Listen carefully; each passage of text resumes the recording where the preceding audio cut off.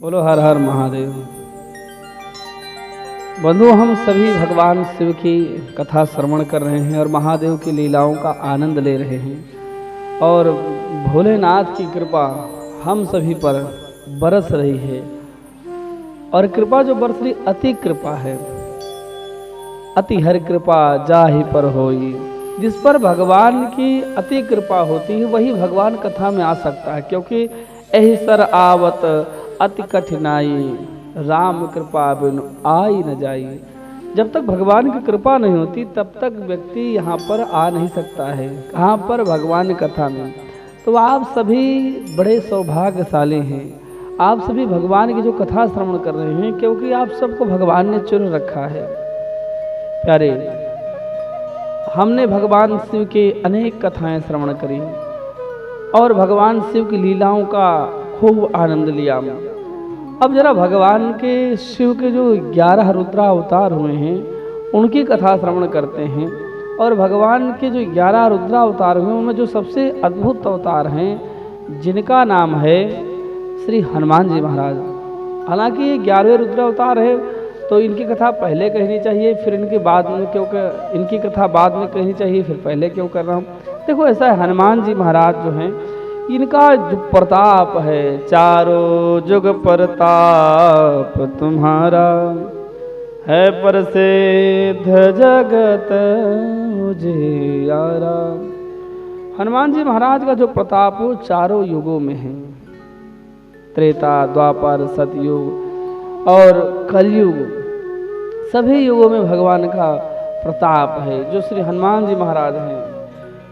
परंतु जो विशेष काल कलयुग में जो इनकी महिमा बताई गई है वह बड़ी अद्भुत है। और कलयुग में लोग हनुमान जी महाराज की खूब पूजा करते हैं, आराधना करते हैं। और संसार के जो जीव हैं, जीवों के जो सभी पाप हैं, जो दोष हैं, उन्हें काटने के लिए भगवान श्री हनुमान जी महाराज विराजमान हैं, जो शिव भगवान के अंशावतारी हैं। तो हम सभी यह कथा श्रवण करेंगे भगवान श्री हनुमान जी का जो प्राकट हुआ, कैसे हुआ, कैसे हनुमान जी महाराज प्रकटे और हनुमान जी महाराज ने कैसे ही लोगों को, हनुमान जी महाराज ने कैसे अपने भक्तों का उद्धार किया। श्री हनुमान जी महाराज की बड़ी महिमा है, लोग गाते रहते हैं, सुनते रहते हैं।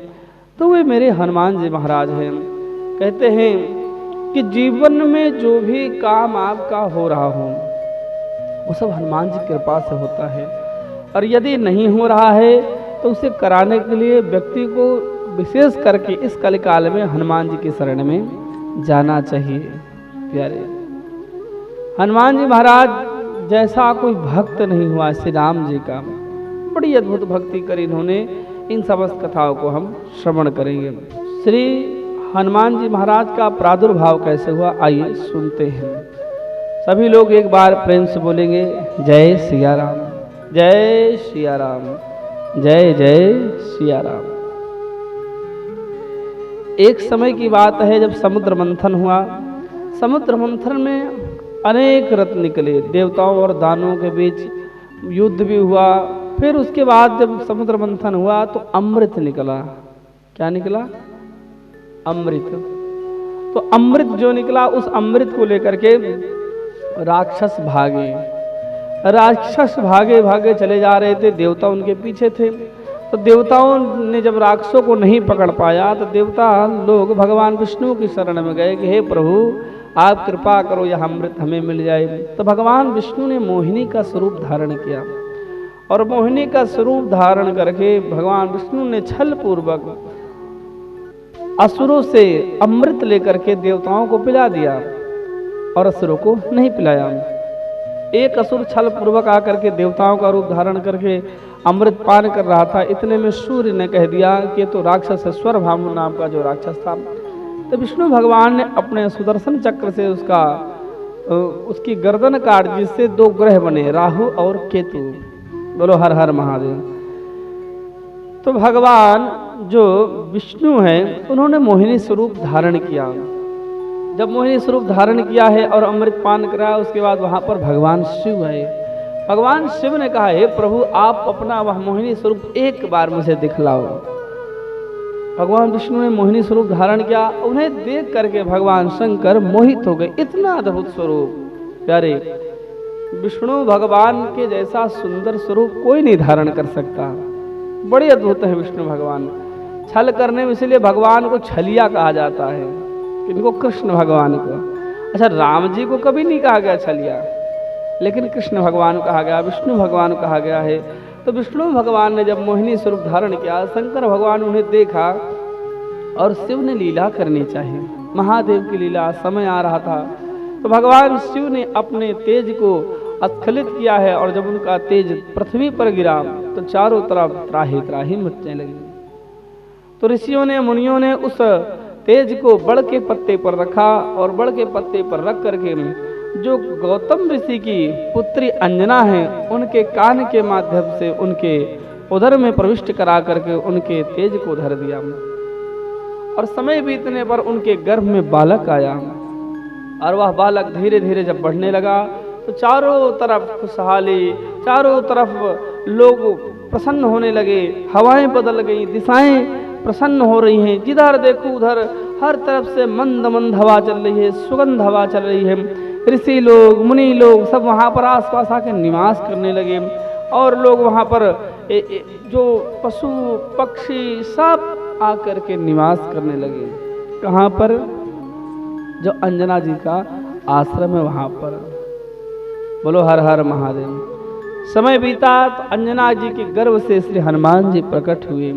जब हनुमान जी प्रकट हुए हैं तो उनका उत्सव मनाया गया। अप्सराएं नृत्य कर रही हैं, देवलोक में आदि जितने सभी देवतागण हैं, ऋषिगण हैं, सब प्रसन्न होकर नाच रहे हैं, झूम रहे हैं, गा रहे हैं। क्यों? अरे भाई, हनुमान जी महाराज का जन्म हुआ है। साधारण सा कोई बालक जन्म लेता है तो उसका पिता जो भी होता है उत्सव करता है, थाली बजाता है, ढोल बजाता है, नगाड़े बजाता है, ताली बजाता है, जो कुछ होता है वह अपने पुत्र के होने की खुशी मनाता है। तो आज तो साक्षात शंकर जी के जो अंशावतारी हनुमान जी प्रकट हुए हैं। हनुमान जी बड़े अद्भुत हैं। खूब उत्सव हुआ, खूब देवताओं ने, ऋषियों ने, मुनियों ने उत्सव मनाया। फिर उत्सव मनाकर सब अभी अपने अपने धाम को चले गए। बोलो हर हर महादेव। आप मत जाना, अभी बैठे रहो। बोलो हर हर महादेव। सभी देवता अपने अपने धाम को चले गए। जब अब हनुमान जी धीरे धीरे बढ़ने लगे तो इनका जो बालपना है बड़ा शरारती है। क्यों? बंदर बालक एक स्वभाव। बंदर का और बालक का स्वभाव एक जैसा ही हो, लेकिन अगर बालक ही बंदर हो तो फिर तो कहना ही क्या। हनुमान जी महाराज का स्वभाव बड़ा ही, रोज सुबह उठते और सूर्य की तरफ देखते और सोचते कोई फल आ रहा है। एक दिन की बात, उन्हें भूख लगी थी। प्रातःकाल हनुमान जी महाराज ने देखा और अपनी माँ से पूछा, माँ मुझे फल खाने की इच्छा है, क्या मैं वो फल खा लूँ? तो अंजना माँ ने ध्यान नहीं दिया। उन्होंने सोचा किसी पेड़ पर कोई फल लगा होगा, उसकी बात कर रहा है। उन्होंने कहा हाँ बेटा खा लो। तो हनुमान जी महाराज ने छलांग लगाई और सूर्यदेव भगवान को ही निगल लिया। बोलो हर हर महादेव। जब सूर्यदेव भगवान को ही निगल लिया, अब तो तीनों लोक में हाहाकार मच गया। क्यों? क्योंकि सूर्य भगवान को ही निगल लिया। सब त्राही त्राही करने लगे। सभी देवता इंद्र की शरण में गए। हे इंद्रदेव, हे प्रभु कृपा करो, नहीं तो सब नष्ट हो जाएगा, कुछ इस संसार में बचने वाला नहीं है। इंद्रदेव घबराए और आकर के बालक हनुमान से प्रार्थना करी, हे हनुमान जी महाराज कृपा करो और इसको मुक्त करो सूर्य को। हनुमान जी महाराज कर दिया। बात विवाद हुई और इंद्र ने वज्र का प्रहार किया तो हनुमान जी महाराज की ठोड़ी टूट गई और हनुमान जी महाराज मूर्छित हो गए। और जैसे ही हनुमान जी महाराज मूर्छित हो गिरने लगे, उन्हें पवन देव ने संभाल लिया। और हनुमान जी महाराज को पवन देव ने संभाल लिया। सूर्यदेव निकल पड़े और चारों तरफ उजाला हो गया। जो अंधकार था वह सब दूर हुआ। पवन देव ने कहा, यदि मेरे पुत्र पर कोई संकट आएगा तो मैं संसार की वायु को रोक दूंगा। सारे देवता प्रकट हुए, हाथ जोड़ करके बोले, हे पवन देव आप ऐसा कुछ मत करें। सभी देवी देवताओं ने पवन देव को आशीर्वाद दिया। पवन देव के जो सुपुत्र हैं हनुमान जी को इन्हें आशीर्वाद दिया। आशीर्वाद देने के बाद हनुमान जी का नाम वहीं से हनु, अर्थात जब थोड़ी टूट गई तो उनका नाम हनुमान पड़ा। हनुमान जी महाराज बड़े अद्भुत हैं। इनकी लीलाएं बड़ी अपरंपार हैं। ये बचपन से ही श्री राम जय जय राम की भक्ति करते हैं और राम के कार्य के लिए हमेशा तत्पर रहते हैं। प्यारे, अगर आपका कोई काम रुका हुआ है और आपका कोई काम नहीं हो रहा है तो आप हनुमान जी के सामने बैठिए और बैठ करके हनुमान जी के सन्मुख एक ही बात कहिए, कवन सुकाज कठिन जग माही, जो नहीं होत तात तुम पाही। हे हनुमान जी महाराज, ऐसा कौन सा काम है जो आपसे नहीं हो रहा है? हे प्रभु, कृपा करो और मेरे कार्य को संवारो। हनुमान जी महाराज नित्य सूर्य से शिक्षा लेकर के हनुमान जी महाराज धीरे धीरे बड़े होने लगे। जब हनुमान जी महाराज बड़े हो गए तो जो सूर्य के अवतारी हैं श्री सुग्रीव महाराज, उनके साथ रहने लगे। क्यों? जो सुग्रीव हैं वो बाली के भाई हैं और बाली ने उनकी पत्नी का, राज्य का, सबका जबरन हरण कर लिया है। इसलिए हनुमान जी महाराज सुग्रीव के साथ रह रहे हैं। और एक समय की बात है कि राम जी का अवतार हुआ है। जब राम जी का अवतार हुआ तो उन्होंने बचपना बिताया, युवावस्था में उनका विवाह हुआ है, सीता माँ को वर खिलाए। और जब उनका राज जब शेख होने वाला था तब उनकी माता ने उनसे दशरथ से वर मांग लिया। क्या? हम कैकेयी ने कि राम जी को 14 वर्ष का वनवास दिया जाएगा। ठीक है, राम जी पिता की आज्ञा का पालन करने के लिए वन की तरफ चले और वन में आए हैं और वन में निवास करने लगे तो वहीं पर उनकी जो धर्मपत्नी है श्री सीता जी, रावण नाम के राक्षस ने उनका अपहरण किया। बोलो हर हर महादेव। ये सब कथा सब लोग जानते हैं, इसलिए इसको जरा संक्षेप में कहने का प्रयास कर रहा हूँ क्योंकि समय का अभाव है। तो राम जी की जो पत्नी उनका सीता का अपहरण किया रावण ने, तो जिसके वियोग में राम जी रोते रोते दर दर भटक रहे थे। हे खग मृग हे मधुकर सेनी, तुम देखी सीता मृग नयनी। राम जी अपनी प्रियसी धर्मपत्नी को ढूंढने के लिए निकल पड़े। जब अपनी धर्मपत्नी को ढूंढने के लिए निकले तो ढूंढते ढूंढते वे आए हैं कृष्णपुरी और वहां पर आकर के श्री सुग्रीव जी से मित्रता हुई है। सुग्रीव जी से जब मित्रता हुई, हनुमान जी ने उन्हें प्रणाम करा है और उन राम जी की सेवा में लग गए। और राम जी कहते हैं कि मेरा जो परम प्रिय हैं, मेरे जो परम हृदय के निकट हैं वो श्री हनुमान जी महाराज हैं।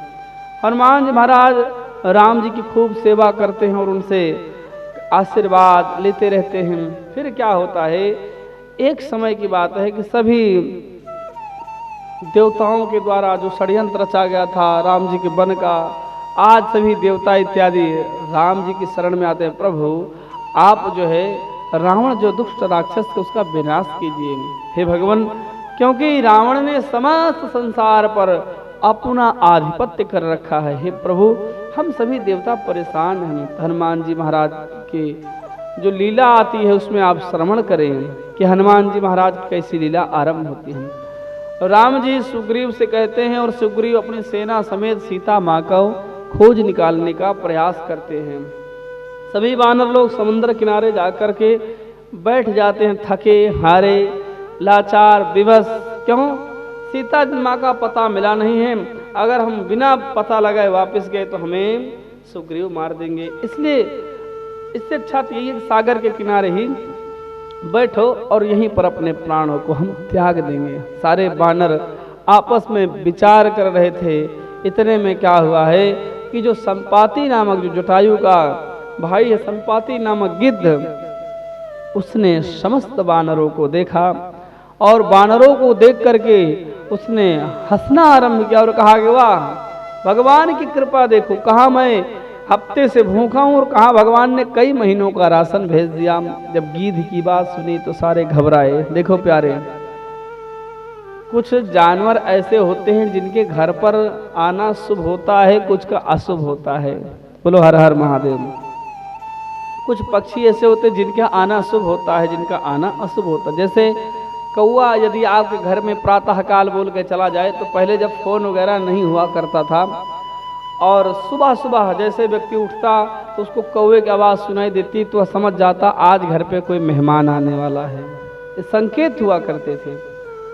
और जब व्यक्ति सुबह सुबह सोकर उठता उसे बिल्ली रोती मिल जाती थी या कोई ऐसा घटना घट जाती थी तो व्यक्ति समझ जाता था कि कोई अशुभ घटना होने वाली है। तो हमारे शास्त्रों में इतना अद्भुत ज्ञान दिया गया था, इतना अद्भुत ज्ञान दिया है, दिया गया था नहीं दिया है, बस क्या है कि हम लोग उसे भूले हुए हैं। हम लोगों ने ये जो आज की आधुनिक दुनिया है इस पर हमने विश्वास करना आरंभ कर दिया।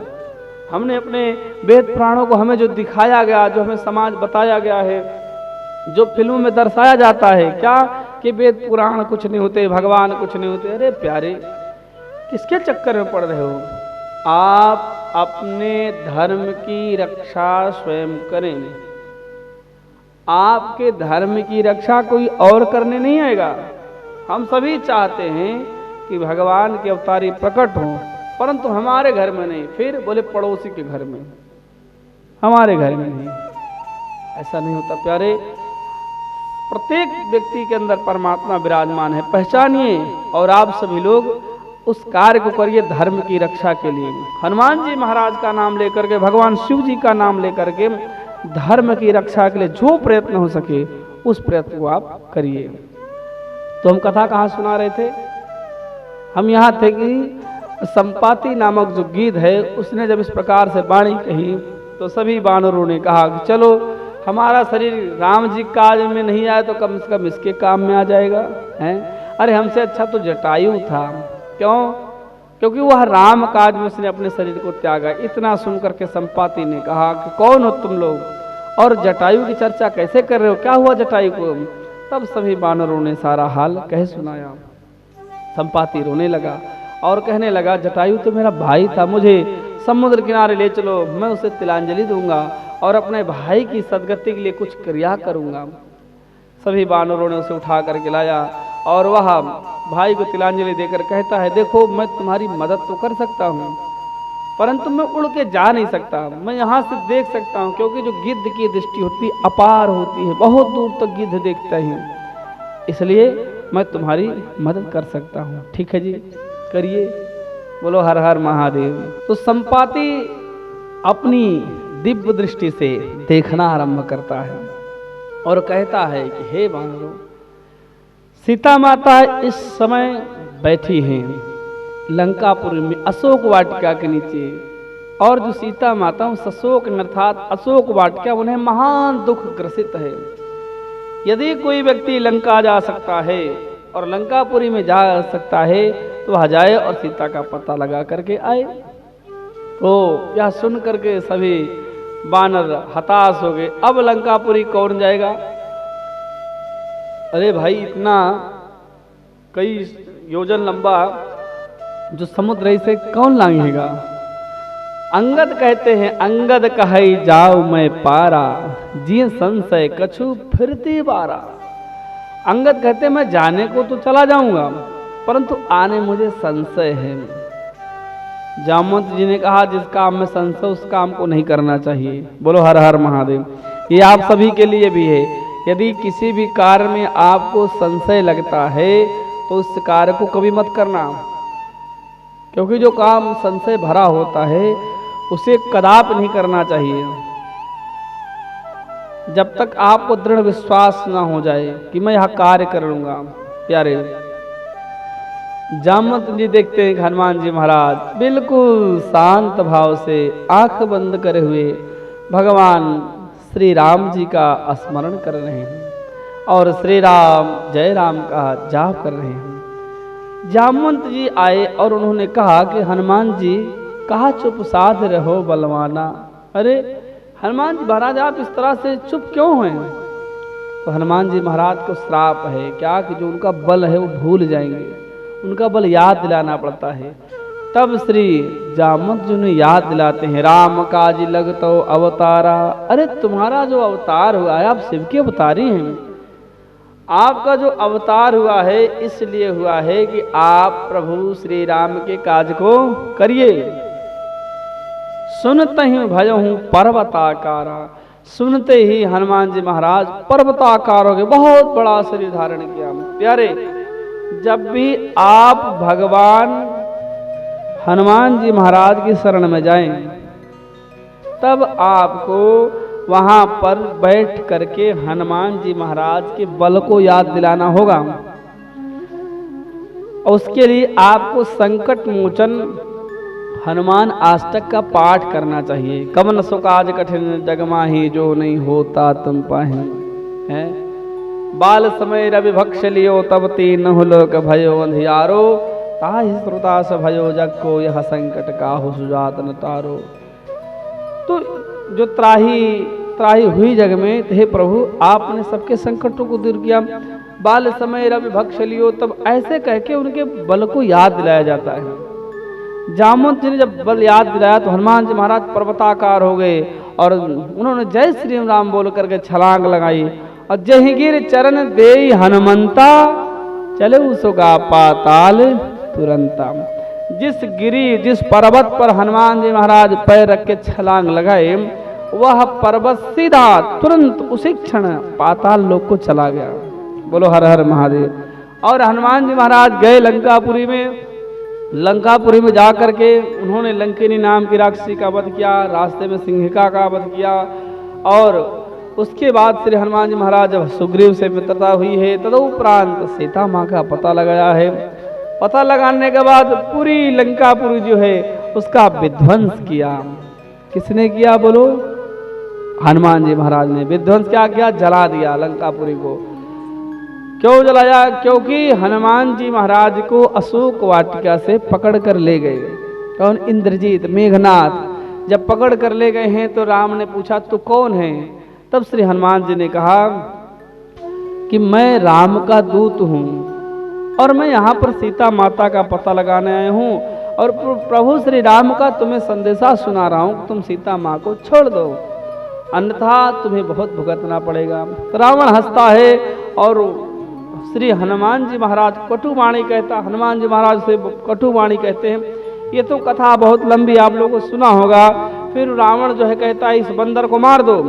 तो दूत लोग समझाते नहीं नहीं, बंदर को मत मारो। फिर बंदर की जो ममता है पूंछ पर है, इसकी पूंछ में आग लगा दो, अपने आप ही मर जाएगा। और प्यारे, भक्त की जो पूंछ में आग लगाता है तो भक्त को कुछ नहीं होता, आग लगाने वाले ही खत्म हो जाते हैं। बोलो हर हर महादेव।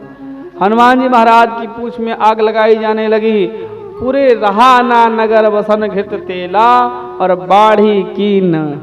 बाढ़ी पूंछ कीन कप खेला। पूंछ बढ़ने लगी, पूरे नगर के कपड़े लत्ते तेल घृत जो था सब हनुमान जी की पूंछ पे लपेट दिया।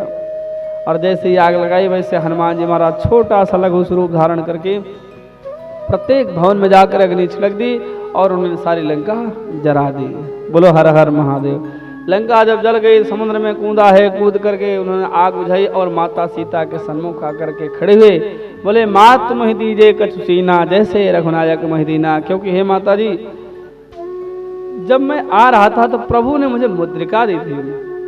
हे माँ, आप भी मुझे कुछ चिन्ह दीजिए। तब माता ने चूड़ामणि उतार तब दयऊं, हरस समेत पवन सुत लयऊं। चूड़ामणि उतार कर दी और चूड़ामणि को लेकर हनुमान जी महाराज आए हैं और राम जी को जब दिखाया तो राम जी बड़े प्रसन्न हुए। सुग्रीव ने सेना सजाई और राम जी की सेना समुद्र के तट पर आई है। और समुद्र के जब तट पर आई तो सभी हताश हो गई, इतनी बड़ी सेना समुद्र को कैसे पार करेगी। तो उन्होंने समंदर की पूजा करी, सेवा करी। समंदर ने रास्ता दिया कि आप पुल बनाओ। राम जी ने पुल का निर्माण कराया और पुल का निर्माण करा के लंकापुरी पर चढ़ाई करी और रावण का वध करके श्री राम जी सीता माँ को हरण कर लाए। जो हनुमान जी की जो अद्भुत यह लीला है, सेवा है, राम जी के प्रति बड़ी अद्भुत है। प्यारे बंधुओं, ये कथा तो 9 दिन की है और बहुत अद्भुत है, इसको सुनना चाहिए राम कथा। लेकिन जरा हम समझें कि जो हनुमान जी महाराज हैं किस प्रकार से आपके कार्य को कर सकते हैं।